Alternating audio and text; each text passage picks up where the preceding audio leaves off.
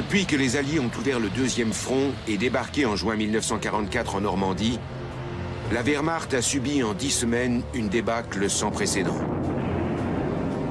41 divisions anéanties, 250 000 soldats morts ou disparus et plus de 100 000 prisonniers.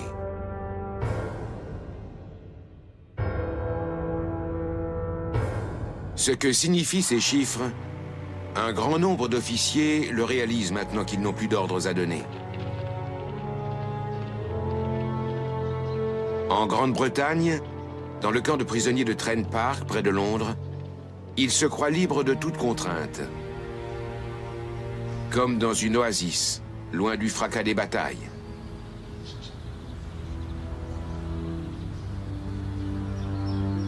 Mais ils ne soupçonnent pas que leurs conversations, secrètement enregistrées, seront conservées pour la postérité. Le temps est venu de conclure la paix. À quoi bon continuer le combat? Je vais vous le dire, moi. Les nazis ne peuvent pas demander la paix. Ils savent très bien que la corde les attend. Plus personne ne fera la paix avec eux. Même si le gouvernement actuel se retire maintenant, la guerre continuera. Et là, les Alliés viendront négocier avec nous. Quand ils ne sauront plus à qui s'adresser. Je ne suis absolument pas de votre avis. Ou bien nous mourrons tous, ou bien ce sont eux qui abandonnent. Les Américains ne savent même plus pourquoi ils se battent. Au printemps prochain, ils vont nous submerger. Et là, ça sera fini. Alors ça, comment osez-vous dire des choses pareilles, Wildermuth? Enfin. Nous sommes tout de même encore des officiers allemands, n'est-ce pas? Ces arguments de cour de caserne ne sont plus d'un grand secours. Reculer ou continuer à se battre. En cette 5e année de guerre, ils sont tous confrontés à ce dilemme, mais réagissent différemment.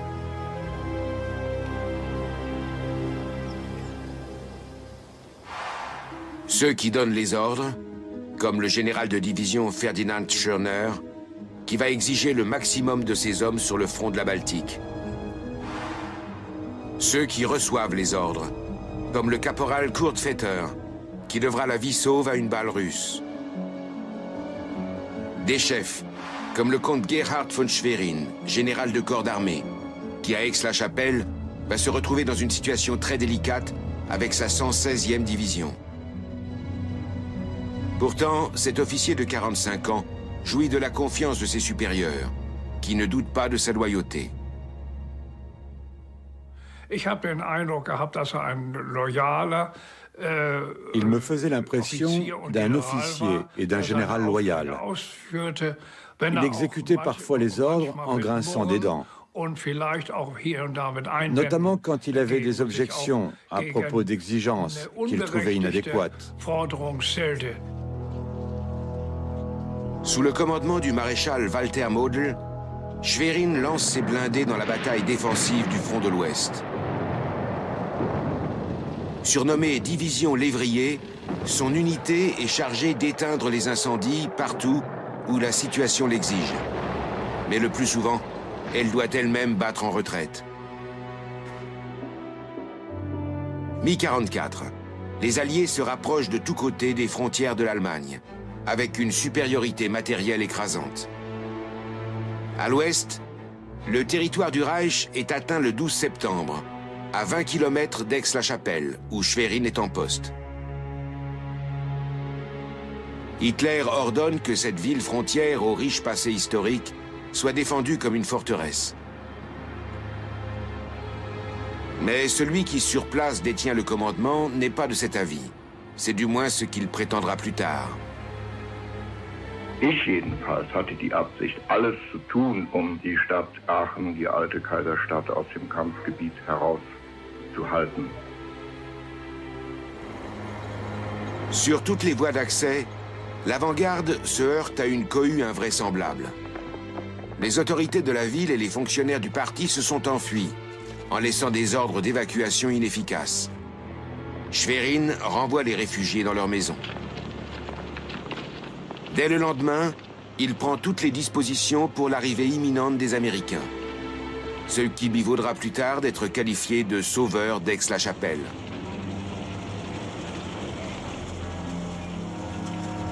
Il se rend personnellement aux centrales des télécommunications pour y déposer une missive destinée à l'ennemi. Pour un officier allemand, c'est enfreindre un tabou absolu. J'ai fait cesser cette évacuation absurde et je vous demande d'épargner la population civile. Je suis ici l'officier en charge du commandement, comte Gerhard von Schwerin. Par ces quelques mots, le général s'est exclu pour longtemps de la cohorte des serviteurs obéissants du régime. L'historien Christophe Raas a été chargé récemment par la ville d'Aix-la-Chapelle d'examiner les ordres du jour, les lettres et les comptes rendus de ces journées décisives. À la lumière de ces sources, cette thèse est indéfendable historiquement. Il apparaît que les actes et les décisions du général comte von Schwerin ont été avant tout dictés par des considérations militaires. Dans la matinée, il a dû penser que les unités américaines pénétreraient dans la ville avant les siennes. Et un général qui ne dispose d'aucune troupe n'est pas en mesure de livrer bataille. Conscient de la situation, Schwerin a donc décidé de renoncer à défendre la ville. Mais son calcul s'avère faux. Les troupes américaines font halte au sud-ouest d'Aix-la-Chapelle pour se reposer, ce qui permet aux défenseurs de la ville de se ressaisir.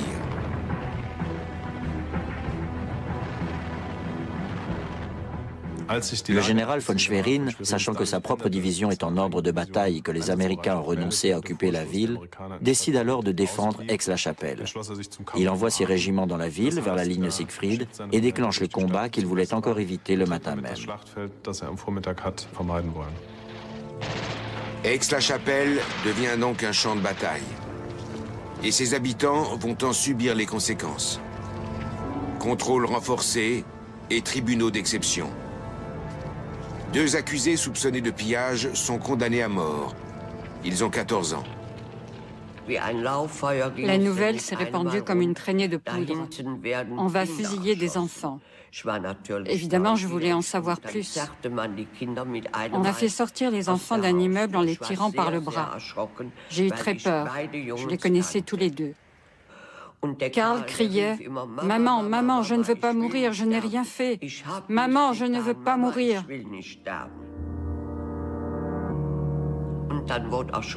Et ils ont tiré. Karl Schwarz est tombé, mais il a réussi à se relever et il est parti vers la place Feldmann. Il marchait d'un pas hésitant. Un jeune lieutenant l'a rattrapé et lui a dit « Quoi? Tu ne veux pas mourir ?» Et il lui a donné le coup de grâce. Obéissant ainsi à la consigne édictée par Schwerin depuis son quartier général.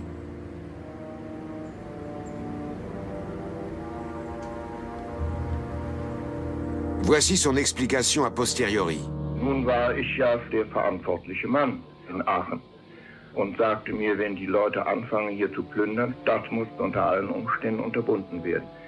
Wenn ich etwas davon erfahren hätte, dass da nun 2 14-Jährige erschossen worden sind, dann hätte ich unter allen Umständen gesagt, nein. Le lendemain de cette démonstration de force, le ton de Schwerin était bien différent dans son rapport. J'ai donné l'ordre de traduire les pillards arrêtés devant une cour martiale. 2 pillards ont été fusillés. Signé Schwerin.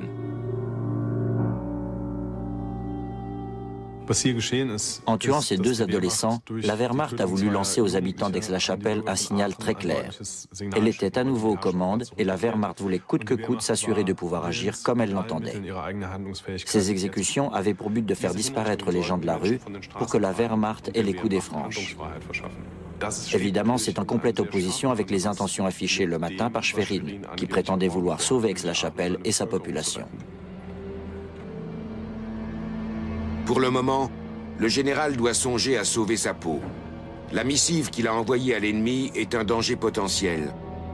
Mais quand il veut récupérer le document, il est déjà trop tard. Les instances supérieures du parti en connaissent depuis longtemps le contenu. Le supérieur hiérarchique de Schwerin, le maréchal Model, déclenche à l'endroit du chef de division une procédure pour haute trahison. Mais Schwerin a des amitiés haut placées. Au lieu d'être condamné, il est muté sur le front en Italie. Et il sera même promu peu avant d'être fait prisonnier. À Aix-la-Chapelle, il a voulu prendre les décisions qui auraient évité le pire, mais s'est révélé incapable de se libérer du carcan des ordres donnés. Il hésitait entre son serment au drapeau, les ordres du Führer et son bon sens. Mais ce sont les soldats qui étaient à Aix-la-Chapelle qui en ont subi les conséquences. Ce qu'il voulait, selon ses dires, éviter, s'abat avec la plus grande violence sur Aix-la-Chapelle. Ce sera la première grande ville allemande transformée en champ de bataille. Fidèle aux ordres, le successeur de Schwerin, le colonel Gerhard Wilck, mènera à terme son œuvre de destruction. Quand tout est terminé et qu'il est prisonnier des Anglais, il devient soudain clairvoyant. La défense d'Aix-la-Chapelle n'avait plus aucun sens. Mais en haut lieu, on nous a bien sûr interdit de tenter une quelconque sortie. Tenez bon. Comme le dit cette expression consacrée, jusqu'à la dernière cartouche. Alors on a réussi à tenir encore 4-5 jours, et puis ça a été la fin. Il faut dire aussi que la population s'est comportée de façon vraiment abjecte. Quand ils voyaient des soldats allemands arriver ou se cacher, ils n'hésitaient pas à rameuter les Américains. Mais pourquoi, Wilck? Pour mettre un terme à tout ça. Ils ne devaient pas non plus être très enchantés de voir leur ville mise à feu et à sang. Oui, les gens en ont marre de la guerre. Ils sont prêts à tout pour que ça s'arrête. Et je crains que cela ne s'étende à toute l'Allemagne. À l'Est aussi, la guerre se rapproche de l'Allemagne. À la suite de sa grande offensive d'été, l'armée rouge a encerclé en Courlande, au bord de la mer Baltique, un corps d'armée allemand entier. Repoussés par les soviétiques bien plus puissants, les soldats allemands se retrouvent début octobre 1944 sur la petite île de Svorbe, au large de l'Estonie. Elle fait moins de 200 km².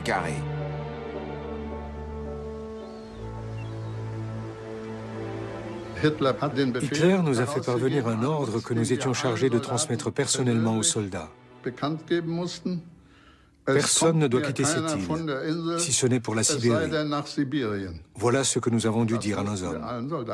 C'était un ordre personnel du Führer. 10 000 soldats allemands sont soumis à cette consigne.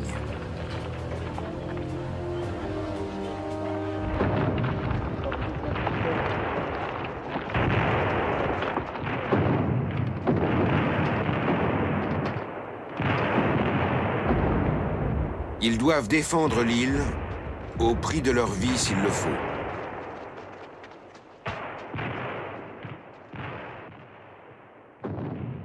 Le caporal-chef Kurt Vetter, âgé de 21 ans, se trouve parmi eux. La mort frappait quotidiennement. On se demandait, combien de temps penses-tu pouvoir encore endurer tout ça? Mais une chose était claire pour nous. Les simples soldats sur le front ne pouvaient pas s'en tirer indemnes. Un jour ou l'autre, on se ferait avoir. Avec de la chance, ce serait une blessure sans gravité, un ticket pour l'arrière. Sinon, ton corps serait déchiqueté, tes jambes arrachées. On le savait tous. Le 30 octobre 1944, le caporal-chef August Müller écrit à sa famille. Ma chère épouse, ma chère fille, plus personne ne croit que nous ayons l'intention de renoncer à ce petit morceau d'île. La terre est véritablement imbibée de sang. Les Popov perdent ici énormément d'hommes. Dans notre unité de transmission, nous ne sommes plus que 3. Tous les autres sont blessés ou morts. La guerre exige un lourd tribut.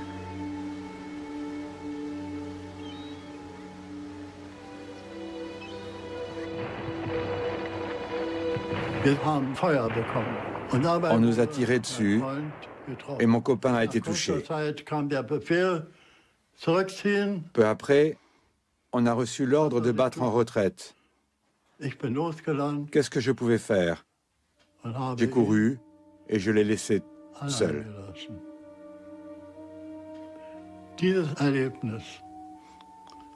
Ce que j'ai vécu ce jour-là est devenu un cauchemar qui me poursuit. Être obligé de laisser tomber son ami pour sauver sa propre vie.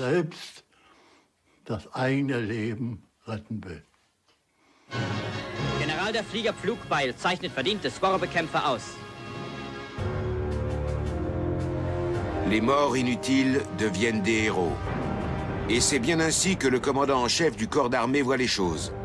Ferdinand Schörner encourage lui-même les combattants pour qu'ils continuent à tenir l'île. Il est venu au PC avancé du régiment. On lui a dit qu'on avait de moins en moins d'hommes aptes à combattre. Schörner a évidemment compris qu'on ne tiendrait plus très longtemps.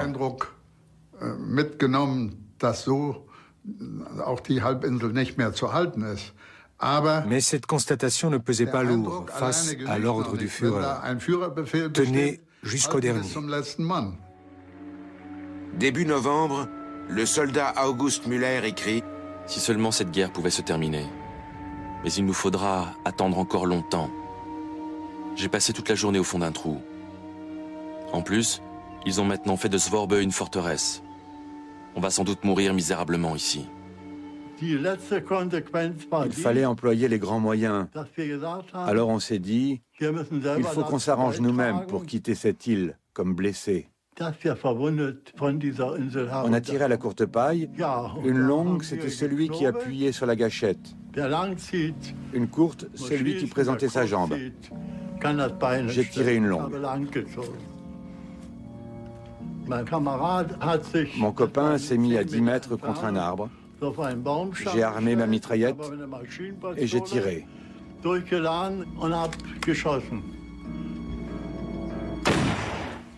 Il est tombé et a commencé à gémir. Je lui ai dit, estime-toi heureux, toi tu vas rentrer au pays. Seuls les blessés peuvent encore espérer être sauvés. Au bout de 6 semaines de combat dans les tranchées, plus de 4000 soldats allemands sont morts ou disparus.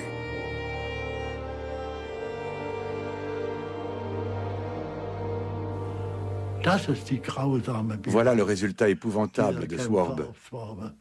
Des combats totalement inutiles, sans la moindre justification militaire, due à une politique absurde. Je vous embrasse toutes les deux tendrement. Votre papa, ton mari qui t'aime.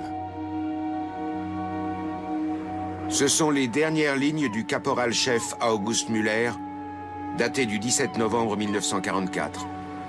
Il ne reviendra jamais de cette île, qui finira par être évacuée quand il n'y aura plus rien à défendre. C'est le commandant en chef Schörner en personne qui accueillera les survivants. Après quelques jours de repos, de nouvelles missions vous attendent.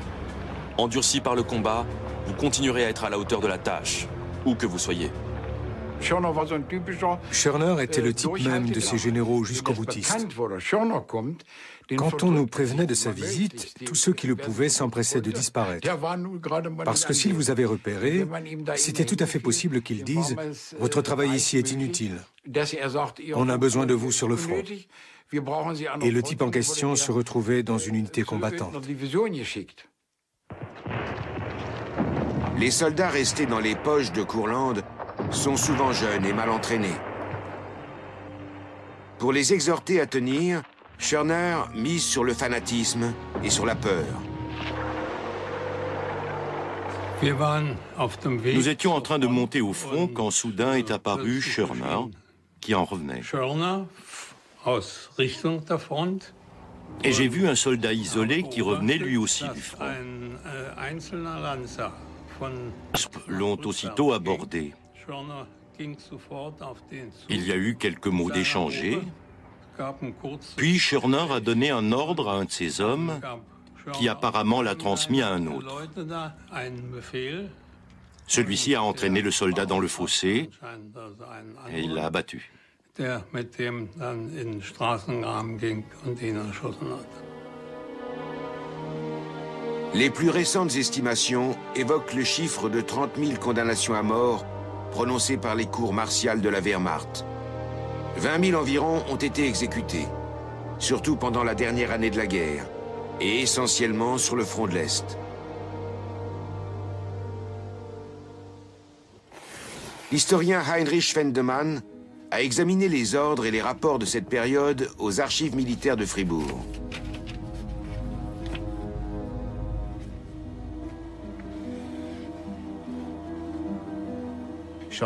Schörner n'a pas hésité à employer la manière forte avec ses propres soldats. Il en a fait fusiller beaucoup, et il l'a fait savoir dans les ordres du jour destinés aux troupes qu'il commandait pour renforcer le moral en leur faisant peur. Hitler approuvait ces méthodes.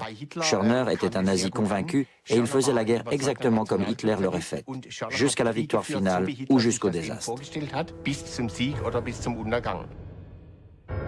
Aux yeux de Hitler, Schörner représente le guerrier nazi du futur.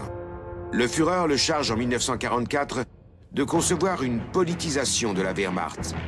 Il s'agit de combler le manque d'effectifs et les erreurs de stratégie par un entraînement militaire qui mettra l'accent sur l'endurcissement idéologique.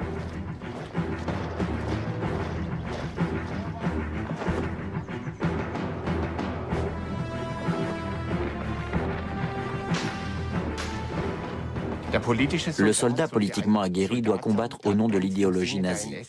Donc ce qui compte avant tout, ce ne sont plus les vertus guerrières, mais les convictions personnelles. Une confiance inébranlable dans le Führer, une ardeur fanatique au combat, allant jusqu'au sacrifice.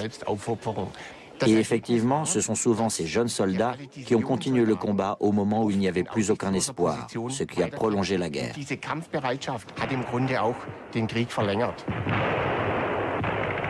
Apprise ou pas, cette fascination pour le Führer était bien plus répandue chez les jeunes recrues qu'on ne le pensait jusqu'à maintenant.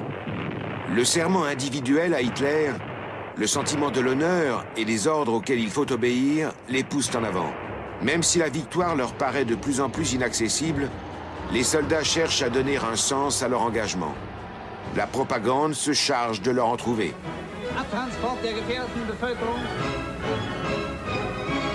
Sauver les Allemands des territoires de l'Est serait le but primordial de la Wehrmacht.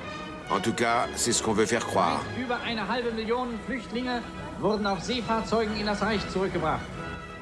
Pendant la dernière phase de la guerre à l'Est, la propagande nazie a essayé de ranimer la motivation des simples soldats, en leur répétant sans arrêt « Il faut tenir, continuez le combat pour que la population civile puisse être sauvée ».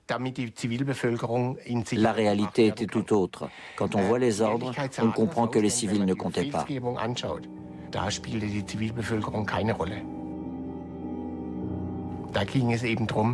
Ils voulaient continuer la lutte, c'est tout.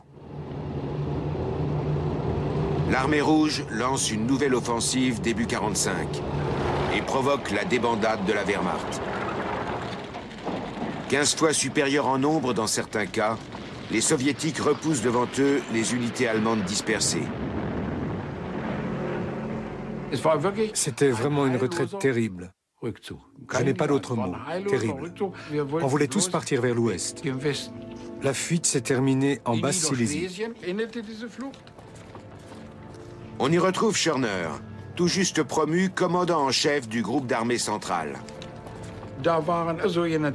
Schörner a chargé des officiers qu'on appelait de rattrapage, d'intercepter les soldats, de mettre un terme à cette débandade et de réorganiser les troupes. Le long de la frontière est de l'Allemagne, les soldats de la Wehrmacht érigent un verrou défensif. La propagande s'efforce de leur redonner confiance. Na Kameraden, ihr habt euch ja hier eine prima Villa gebaut, was? Was bauen wir da? Das ist ein Ding. Und sonst, der Russe lässt euch hier in Ruhe, was? Och, um einmal geht's. Der sitzt da mehr wie wir. Des images de contes de fées qu'on s'est bien gardé de montrer au cinéma. Die Männer wissen ja auch, dass sie in ihren Löchern deutschen Toten hier verteidigen. Jawohl, darüber ist sich jeder im Klaren, dass wir hier unbedingt halten müssen und keinen Schritt weiter zurückgehen dürfen. Hauptmann glauben, also hier an dieser Stelle dürfte sich der Russe die Zähne ausbeißen. Das bestimmt. L'officier prussien de la vieille école, c'était le père de ses soldats. Il voulait avoir le moins de pertes possible. Il était là pour ses hommes.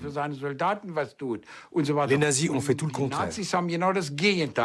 Ils se sont servis de nous, pas de moi. Comme chair à canon, en répétant les ordres bien connus de Hitler, la ville doit tenir jusqu'au dernier homme. Ça n'avait rien de prussien. Pour donner le change sur les conséquences catastrophiques de cette stratégie, la plus petite contre-offensive est annoncée comme un tournant de la guerre. Quand les unités de Schörner reprennent temporairement la ville de Lauban, en Basse-Silésie, Goebbels se précipite pour exhorter à la victoire.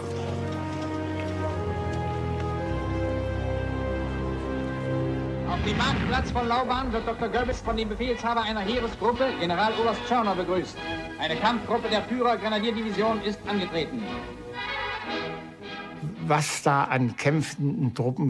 Les troupes combattantes qu'ils ont montrées, c'étaient des vieux, recrutés de force dans la Volkssturm, et des enfants dont le casque était beaucoup trop grand. Ce n'était pas très reluisant. On a eu l'impression que c'était une mise en scène. Ich glaube, dass unsere Soldaten, wenn sie jetzt an diesem oder an jenem Teil der Ostfront zur Offensive antreten, keinen Pardon mehr geben. Und ich glaube so fest, dass wir eines Tages den Sieg an unserer Fahnen heften werden, wie ich je in meinem Leben an etwas fest geglaubt habe. Malgré ces vœux pieux, les soldats allemands battent partout en retraite. À l'ouest, les Alliés ont traversé le Rhin et s'approchent de la Ruhr, une région vitale économiquement. Début avril, ils prennent en tenaille l'arsenal du Reich.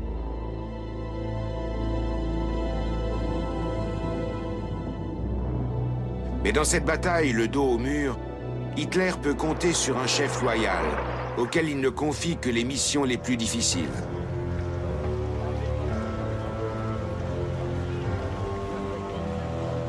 Le maréchal Walter Model jouit aussi d'une bonne réputation parmi ses hommes.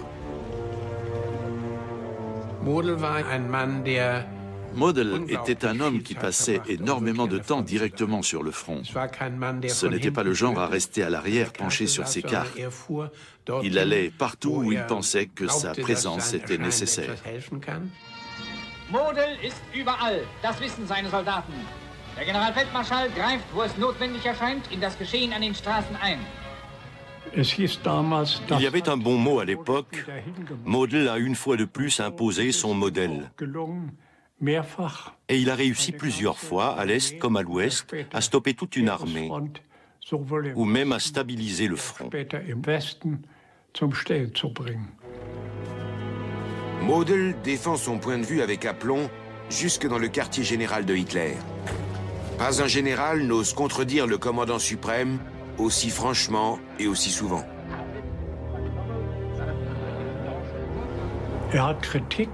Il ne se permettait pas de critiquer Hitler directement, mais il se battait pour obtenir des renforts, des armes ou de l'essence. Il le faisait avec une telle rudesse que souvent le ton montait entre Hitler et lui.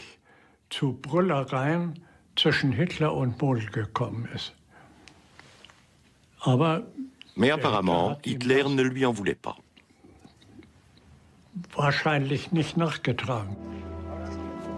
Je fais confiance à cet homme pour réussir sa mission, a dit un jour Hitler. Mais je ne voudrais pas être moi-même sous ses ordres. Ce n'était absolument pas un politique. C'était un militaire qui pensait exclusivement en termes militaires. On le lui a d'ailleurs reproché à juste titre, étant donné les hautes fonctions qu'il occupait. Son peu de goût pour la politique n'empêche pas Model de lancer des appels enflammés dans la poche de la Ruhr. Celui qui ne croit plus lui-même à la victoire ne peut pas combattre avec la dureté et le mépris de la mort indispensable. Mais dans la Ruhr, il n'a presque plus sous ses ordres que des miliciens, des anciens combattants et des bleus. L'un d'eux, un jeune aspirant de 19 ans, s'appelle Lothar Hester.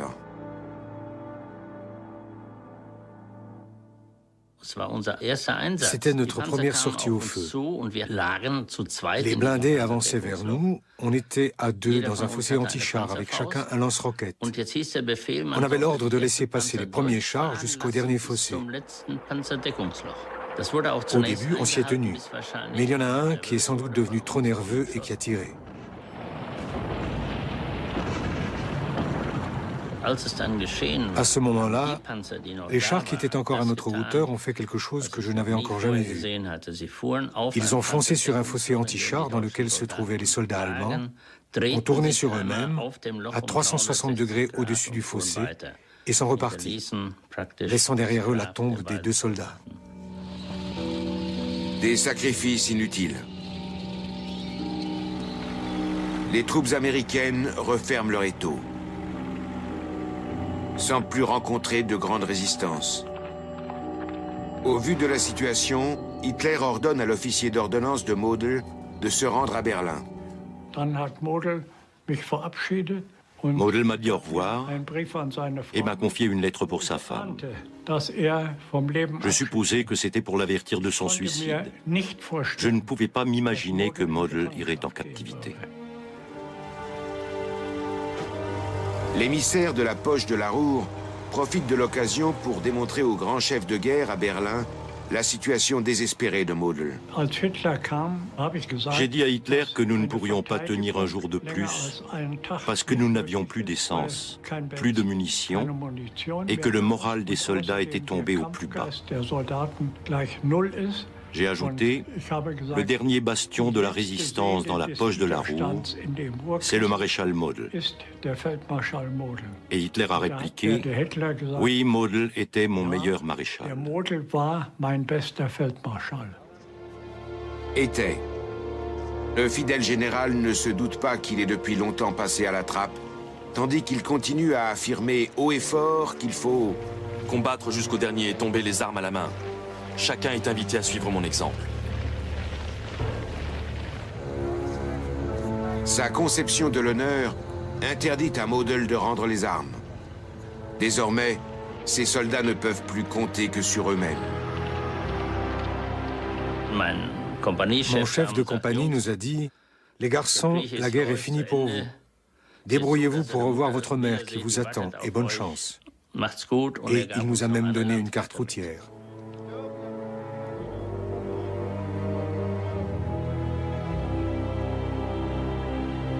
Nous nous sommes vite débarrassés des armes qui nous restaient, et puis on a attendu que les Américains arrivent. Lentement, on a levé les mains en l'air, et on était là comme ça quand on a entendu un coup de feu derrière nous. Esther note peu après dans son journal: tombé aux mains des Américains. Un seul manque, Jupp Kreitmann. Nous avons appris plus tard qu'il avait été abattu par un gendarme militaire parce qu'il voulait se rendre. Tué par traîtrise pour avoir agi raisonnablement, par l'un des siens. Ces gens-là savaient que c'était la fin, que c'en était fini de la vie qu'ils avaient eue, de leur métier. Ils savaient que tout ça ne reviendrait pas. Ils continuaient à croire à la victoire finale, et pour eux, nous étions des traîtres.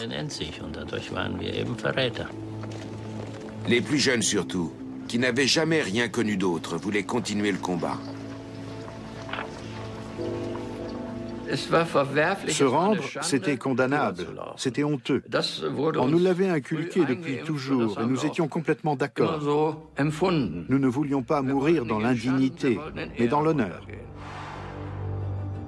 Et pourtant, il se trouve dans la Wehrmacht des soldats qui ont une autre conception de l'honneur. Le chevalier Joseph von Gadola, qui commande la place de Gotha, a reçu l'ordre strict de défendre cette ville de Thuringe contre les assaillants jusqu'à la dernière cartouche. Mais quand les Américains s'approchent, cet Autrichien décide le 3 avril d'entreprendre une mission risquée.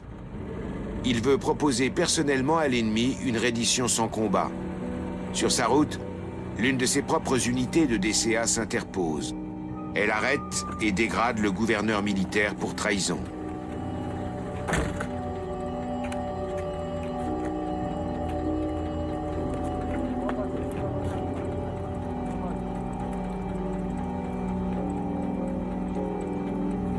Il est traduit en conseil de guerre et sera exécuté le lendemain.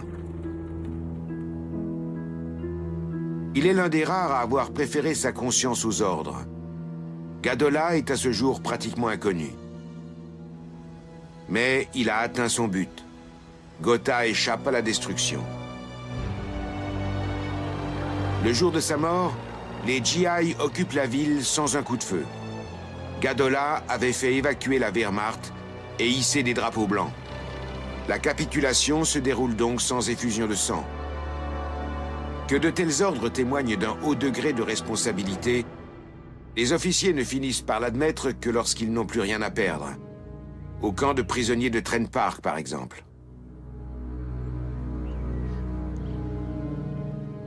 J'ai toujours estimé que ce serait une erreur de déposer les armes. Et qu'une capitulation porterait au moral de notre peuple un coup terrible. Susceptible d'avoir des conséquences désastreuses. Mais à présent, il faut en finir. C'est de la pure folie. Nous ne sombrerons pas.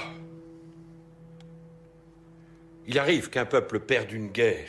Dans ce cas-là, ce sont ses dirigeants qui sont stupides. Et le peuple se retrouve politiquement déboussolé. Mais il ne peut pas perdre cette guerre-là s'il se bat honorablement jusqu'au bout. C'est un suicide pur et simple. Oui, le suicide d'un peuple de plusieurs millions de personnes. Un suicide comme l'histoire n'en a jamais connu. Retiré dans son dernier PC, une grosse ferme près de Düsseldorf, le maréchal Model semble ignorer la situation réelle dans la poche de la Ruhr. Il repousse les offres de capitulation des Américains et laisse à ses soldats le choix de poursuivre ou non la lutte. Quant à lui, il se démet de ses fonctions et attend la fin avec quelques fidèles dans un bois près de Duisbourg. Le 20 avril, Goebbels a fait un discours d'une rare absurdité. Und dort wartet auf ihn nicht der Untergang seines Volkes, sondern ein neuer, glücklicher Anfang zu einer Blütezeit des Deutschtums ohnegleichen. J'étais tout près de lui et il m'a dit « J'ai sacrifié ma vie pour des salauds ». Tant qu'il donnait des ordres du matin au soir, il avait repoussé ces questions. Il se disait « C'est de la politique, ne t'en mêle pas, fais ton devoir ».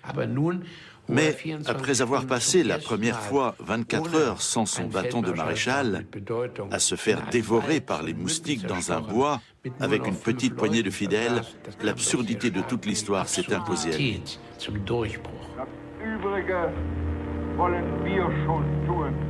Profondément démoralisé à l'idée d'avoir servi un mauvais maître, le maréchal, désormais privé de tout pouvoir, décide dès le lendemain d'en tirer les conséquences et de se soustraire à ses responsabilités. Les généraux auraient pu mettre fin à cette guerre. Elle était perdue militairement depuis longtemps. Ils voyaient bien que chaque jour qui passait ne faisait qu'augmenter inutilement le nombre de morts au front et à l'arrière, sans parler des destructions. Ils n'ont rien fait. Ils ont obéi à Hitler jusqu'au bout. Surtout sur le front de l'Est.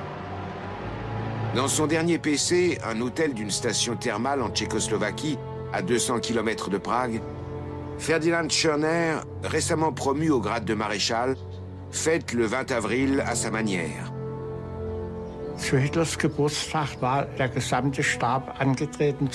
Pour l'anniversaire de Hitler, Schörner a passé en revue l'état-major au complet et il nous a harangués en faisant l'apologie de Hitler. Le Führer nous a confié une tâche. Nous avons le devoir de ne pas le décevoir et de nous montrer dignes de sa confiance.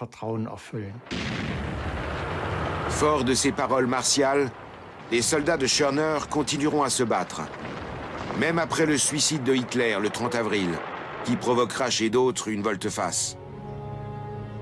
Au premier jour de la paix, le général inflexible fera soudain montre d'une surprenante capacité d'adaptation.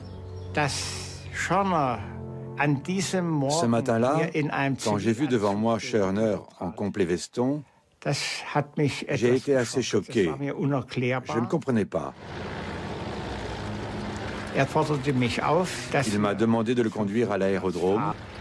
Quand nous y sommes arrivés, il y avait un seul avion. Alors il m'a tout simplement dit au revoir.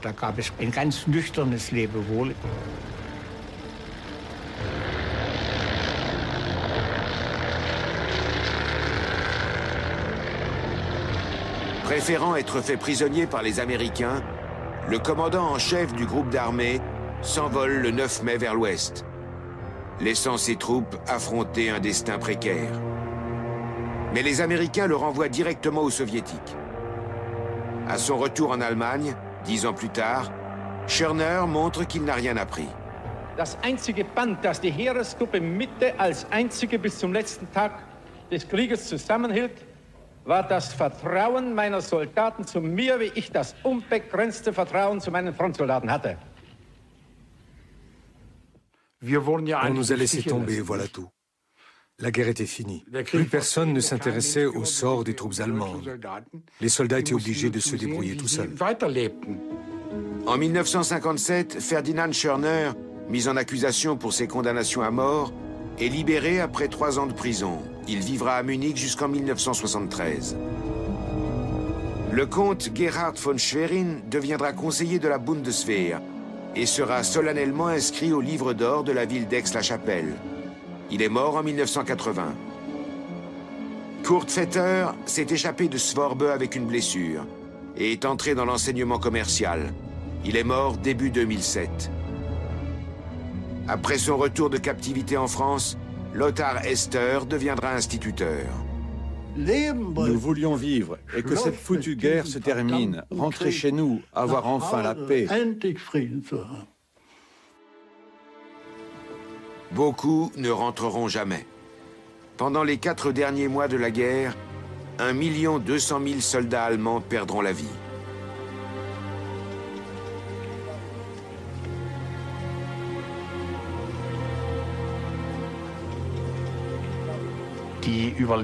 Les chances de survie d'un appelé au printemps 1945 se situaient tout juste à 4 semaines. D'un point de vue militaire, on aurait dû mettre un terme à la guerre depuis longtemps. Mais les combats se sont poursuivis jusqu'à la fin. C'était pratiquement une stratégie d'autodestruction. Ce fut la guerre la plus meurtrière de l'histoire. Et la Wehrmacht en a été l'instrument docile. Certaines aujourd'hui toujours pas refermées.